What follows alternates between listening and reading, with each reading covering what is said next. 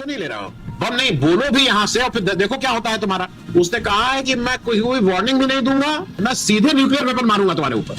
तो अगर अमेरिका जमीनी लड़ाई लड़ने के लिए ईरान में उतरा, अमेरिका ताबूत में लौटते हुए अपने नौजवानों की गिनती नहीं कर पाएगा। भारत सरकार की, विदेश मंत्रालय की, हमारी काउंटर इंटेलिजेंस एजेंसी की, सबकी नाकामी है। लानत है इन सब पर। ऐसा माना जा रहा है कि सामने तो नहीं आ रहा है चाइना, लेकिन चाइना और रशिया की टोटल बैकिंग इंटेल के मामले में पूरी तरह से ईरान को है, क्योंकि चीन को भी यह पता है कि अगर ईरान गिर गया तो फिर उसके पास मतलब फिर रशिया और इजराइल का टोटल कंट्रोल वेस्ट एशिया में भी रहेगा और पूरा उसके रिपरकशंस बहुत हुआ है। सेम वे जैसे कि उन्होंने ऑपरेशन सिंदूर में पाकिस्तान को दिया था, सेम वे बताया जा रहा था कि वहां हो रही है। इजराइल का जो आयरन डोम था, जिसको कहा जाता था कि इसको कोई भेद नहीं सकती दुनिया की ताकत, उसके परखच्चे उड़ा, वो चाहे पाकिस्तान हो चाहे नॉर्थ कोरिया हो, उनसे पंगा लेने से पहले 4 बार सोचते हैं लोग। 2-4 दिन और खिसक जाए फिर हमारे यहाँ देखिएगा क्या हाहाकार मचेगा। चाइना की और रशिया की डेफिनेटली उनको स्ट्रेटेजिक सपोर्ट और जो भी लॉजिस्टिक सपोर्ट है उनको मिल रही है। तो अब जो है ट्रम्प साहब जो है टैरिफ में मुंह की खाई है और अब इसमें मुंह की खाएं तो किसी दूसरे की कत्ल पे किसी के अपहरण पे चुप ना रहे, बोले, मजम्मत करें उसकी। 3 दिन हो गए हैं और कहीं पे भी ऐसा नहीं लग रहा है कि ईरान कमजोर पड़ रहा है। हुआ ये कि जो समझ में अब सबके आ रहा है, ये बिल्कुल क्लियर अब हो जा रहा है कि ईरान को छोड़ के अब कोई ऐसा नहीं है जो यूएस की उस बाइट को वेस्ट एशिया में चैलेंज करे। एक ध्यान और रखिएगा, ये सब जो है जिसको हम लोग कहते हैं ना लग्गी से पानी पिलाने वाले हैं, ये लग्गी से लड़ाई करेंगे। ये कभी ग्राउंड पे जाके लड़ाई करने की हिम्मत इसमें से किसी की नहीं है, ना इजराइल की है और ना अमेरिका की। ये वहां से ये छोड़ेंगे, बम छोड़ेंगे, मिसाइल छोड़ेंगे, फलाना छोड़ेंगे, सब करेंगे। मूल मुद्दा ये है कि ईरान बिल्कुल घुटनों पे आ जाए और ईरान में वो जो बार-बार खामनाई ने कोई इनके गांव पे तो कब्जा कर नहीं लिया था, इनकी कोई जमीन तो पे जाके अपना हल जोतने नहीं लगे थे। अरे खामनाई अपना एक देश के वहां के जो उनकी जो जिस तरह से वो अपने रहनुमा को चुनते हैं या जो उनकी जो भी जिस तरह से वो अपने लोगों को चुनते हैं, उस प्रक्रिया के तहत उस देश को रूल कर रहे थे। कोई राजा के लड़के भी नहीं थे, अच्छे थे बुरे थे, ये सब लोगों का अलग अलग विचार हो सकता है। अगर इतने ही बुरे थे और मानव अधिकार का इतना उल्लंघन कर रहे थे तो किम का नाम क्यों नहीं ले रहा हो? 2 बम जरा बम नहीं बोलो भी यहां से और फिर देखो क्या होता है तुम्हारा। क्योंकि नॉर्थ कोरिया की किम ने कहा है कि हम कोई, ये मैं बार बार इसलिए कर रहा हूं कि उसका नाम कोई नहीं ले रहा है। मानव अधिकार का पूरी दुनिया को पता है कि वो क्या करता है, पूरी दुनिया को पता है कि वो क्या करता है। उसने कहा है कि मैं कोई वार्निंग भी नहीं दूंगा, कोई वो जो वो होता नहीं झुट्ठल कोई मिसाइल भी नहीं, मैं सीधे न्यूक्लियर वेपन मारूंगा तुम्हारे ऊपर। और ये लोग बिल्कुल दिल दबा के अंदर बैठे हैं। खामनाई जी की मौत के बाद ईरान रीग्रुप हुआ है और उससे ज्यादा ताकत के साथ वो लड़ रहा है, वो ऑर्गेनाइज हो गया। उसमें कहीं नहीं दिख रहा है कि कहीं कोई कंफ्यूजन है। अगर अमेरिका हजारों किलोमीटर दूर ईरान में जमीनी लड़ाई लड़ने के लिए अपने सैनिक आसमान से उतारेगा तो उसकी हालत वही होगी जो उसकी अफगानिस्तान या वियतनाम में हुई थी, उससे ज्यादा होगी। इसमें 2 अंतर हैं, तालिबान और ईरानियों में। अफगानिस्तान और ईरान में जो अंतर है वो बेसिक अंतर यह है कि तालिबानी उस तरह न तो पढ़े लिखे थे, न उसके पास ऐसे आधुनिक वैज्ञानिक संसाधन थे जैसे ईरान के पास। तो अगर अमेरिका जमीनी लड़ाई लड़ने के लिए ईरान में उतरा तो समझ लीजिए खंदक की, गलियों की, शहरों की जो लड़ाई होगी, अमेरिका ताबूत में लौटते हुए अपने नौजवानों की गिनती नहीं कर पाएगा। कि अमेरिकी सबसे ज्यादा डरते हैं तो अपने नौजवानों की ताबूत में लौटती हुई लाशों को देखकर, और उसकी शुरुआत हो गई है। हम तो बिल्कुल सटे हुए हैं पाकिस्तान से। हमने कौन से टैंक उतार दिए थे? हमने कौन सी पैदल सेना कश्मीर से आगे बढ़ा दी थी लाइन ऑफ कंट्रोल से? हम ही पीओके को कब्जा करने नहीं गए थे। तो अमेरिका तो इतनी दूर से नहीं आने वाला। रूस और यूक्रेन का युद्ध रुकवाने वाले नरेंद्र मोदी को इजराइल में 2 दिन रहकर युद्ध की इत्तला नहीं मिली तो ये उनकी, भारत सरकार की, विदेश मंत्रालय की, हमारी काउंटर इंटेलिजेंस एजेंसी की, सबकी नाकामी है। लानत है इन सब पर कि हमारा प्रधानमंत्री जिस देश में है वो इतनी बड़ी लड़ाई छेड़ने जा रहा है, आपको आहट नहीं हुई? अभी क्या हुआ है, आपने जो एग्जांपल दिया था, इराक की बात की थी, लिबिया की बात की थी, वहां पे सत्ता परिवर्तन की बात हुई, वहां पे रीजन दिया गया कि क्या हो रहा है, वहां पे बोला गया कि सद्दाम हुसैन गड़बड़ कर रहे हैं, ये कर रहे हैं। यहाँ पे तो रीजन भी नहीं दिया जा रहा। वेनेजुएला में तो रीजन भी नहीं दिया गया। साफ साफ ये कर दिया गया कि अब हमें रीजन देने की भी जरूरत नहीं है, अब हम वही करेंगे जो हमें करना है। सो वो बात ही पूरी चेंज हो चुकी है। अब यहाँ पे हमारी स्थिति क्या है, हिंदुस्तान की स्थिति क्या है?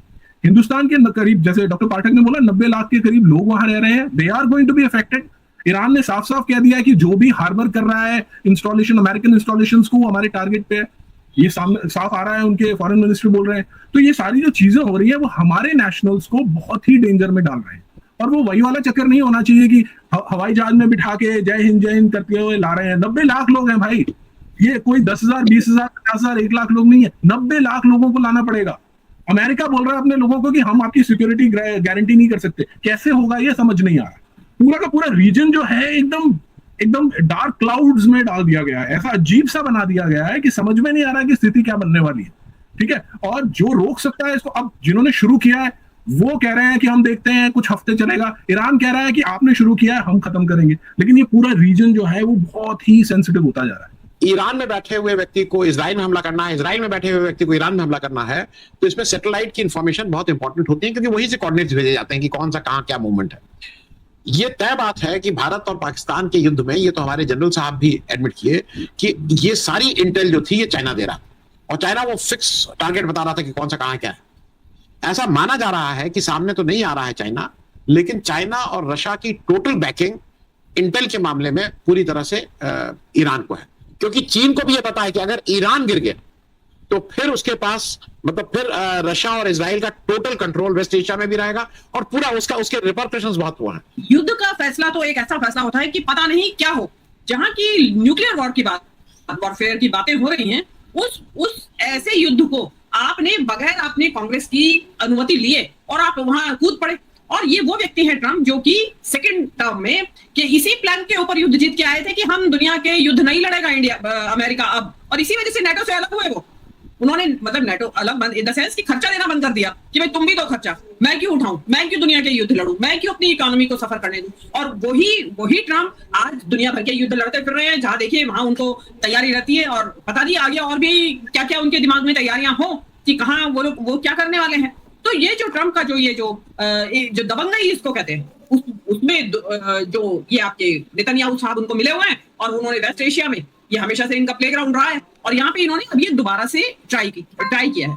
अभी इनको 12 दिन की जो जंग थी उसमें से सबक इन्होंने सीखा नहीं। जैसे अभी आपने चाइना की बात की, तो पिछली बार तो बहुत कुछ उसमें बातें निकल के आ रही थी कि चाइना का लॉजिस्टिक का सपोर्ट है, उनको सैटेलाइट इंटेल सपोर्ट मिल रहा है। सेम वे जैसे कि उन्होंने ऑपरेशन सिंदूर में पाकिस्तान को दिया था, सेम वे बताया जा रहा था कि वहां हो रही है, क्योंकि ईरान के पास भले ही ड्रोन टेक्नोलॉजी हो, लेकिन जिस तरीके से उन्होंने बमबारी की है अपने गल्फ के जो कंट्रीज हैं उनके ऊपर, उससे ऐसा नहीं लगता कि ऑन देयर ओन उनके पास इतना बड़ा स्टॉक पाइल है और इतनी बड़ी रणनीति है उनके पास। तो उनको डेफिनेटली कहीं ना कहीं से स्ट्रेटेजिकली उनको ये सपोर्ट मिल रहा है। आप जिस हिसाब से, और पिछली बार आप देखिए इनका इजराइल का जो आयरन डोम था, जिसको कहा जाता था कि इसको कोई भेद नहीं सकती दुनिया की ताकत, उसके परखच्चे उड़ा दिए थे ईरान ने, और उसके बाद ही शांति पड़ी थी, चैन हुआ था। तो ऐसा है कि अगेन वही आता है कि ताकतवर से सब डरते हैं। अब बात यहाँ पे अभी बात चल रही थी परमाणु बम की, कि भाई ईरान को परमाणु बम नहीं बनाने देना। एक्चुअली तो जो बोन ऑफ कंटेंशन ये सबसे बड़ी है, क्योंकि ईरान ने कसम खाई हुई है कि हम इजराइल को खत्म कर देंगे, उसके लिए चाहे किसी भी हद तक जाना पड़े। तो उसके लिए वो डेवलप इसीलिए कर रहे थे ईरान के लिए। लेकिन मैं ये मानती हूँ कि परमाणु बम, परमाणु शक्ति या जो ये परमाणु एनर्जी है, ऊर्जा है, इसके जो फायदे हैं उसके अलावा खतरे ज्यादा हैं। मतलब आप चेरनोबिल का एक बहुत बड़ा उदाहरण हमारे रिसेंट हिस्ट्री में हमारे सामने है, जो रशिया में हुआ। तो कि किसी भी परमाणु संयंत्र में अगर लीकेज हो जाए तो क्या होता है। लेकिन आप ये एक, अगर आप दुनिया की हिस्ट्री देखें और कंटेम्प्रेरी भी देख लें, तो उसमें जो परमाणु संपन्न देश है, वो चाहे पाकिस्तान हो चाहे नॉर्थ कोरिया हो, उनसे पंगा लेने से पहले 4 बार सोचते हैं लोग।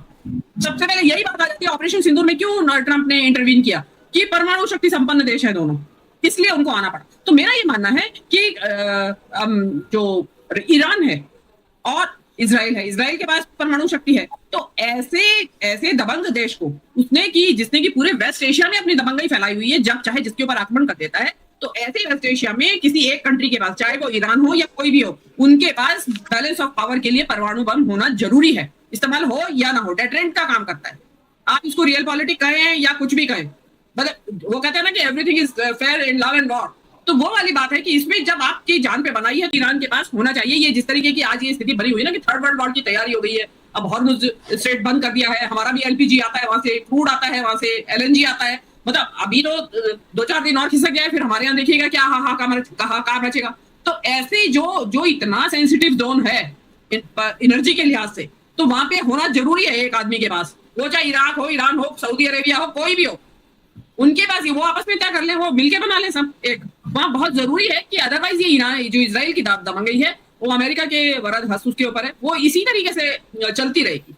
तो मेरा ये जो मानना है कि जो हम इस वजह से कंडेम नहीं कर सकते कि ईरान को रोक देना चाहिए था परमाणु जो संवर्धन कर रहे हैं। मेरा तो मानना है कि बता चुके हैं इतने, क्योंकि जिस वक्त आपने 12 रोजा वार में देखा होगा कि ये उनके यहाँ कुछ समय पहले ही रशियन साइंटिस्ट आए हुए थे, उनका इवैक्यूएशन सबसे पहले हुआ था अटैक के बाद। क्यों हुआ था? रशियन साइंटिस्ट क्या करने आए हुए थे भाई वहां?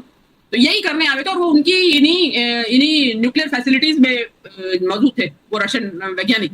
तो वहां डेफिनेटली उनका रशिया के सहयोग से काम चल रहा था, और अभी उन्होंने 9 महीने में अब कितनी उन्होंने प्रगति कर ली है, ये तो जो मोसाद जानती होगी, या जो वियना में एजेंसी है हमारी दुनिया की वॉच डॉग है जो, वो जानती होगी, बाकी तो किसी को मालूम नहीं है। लेकिन अभी भी मैं पढ़ रही थी कि अभी भी एक परमाणु फैसिलिटी के एंट्रेंस पे बम्बार्डमेंट हुआ है। क्या वो तो ये जो भी कुछ करेंगे, लेकिन अगेन फिर वही बात आ जाती है कि एक्चुअली होगा क्या इसके बाद। अगेन वहां कि देखिए ये एक सिविलाइजेशनल कंट्री है, और जो सिविलाइजेशन भी जो बार बार बात आ रही है कि शहादत का ग्लोरिफिकेशन मतलब बहुत महान माना गया है, और किसी भी सभ्यता में माना गया है, लेकिन उनके यहाँ धर्म से जुड़ी हुई है शहादत। तो जब शहादत धर्म से जुड़ी हुई होती है तो वो ज्यादा अंदर तक, जिसको कहते हैं ना, गहरे तक बैठी हुई होती है। एक होती है देशभक्ति के लिए शहादत, वो शायद इतने गहरे ना बैठ सके, लेकिन धर्म की जो शहादत है और पूरा इतिहास है, मतलब मुझे बताने की जरूरत नहीं है, सभी लोग जानते हैं, दर्शक भी जानते हैं। तो वो शहादत वाले देश को आप आनन फानन में, मतलब उनके एक नेता को आप खत्म करके आप शायद खत्म नहीं कर सकते, और उन नेताओं ने उन पिछले 9 महीने में उन्होंने पूरी लाइन ऑफ सक्सेशन तैयार कर ली थी। आप ये देखिए कि खमेनेई के मारे जाने के बाद भी।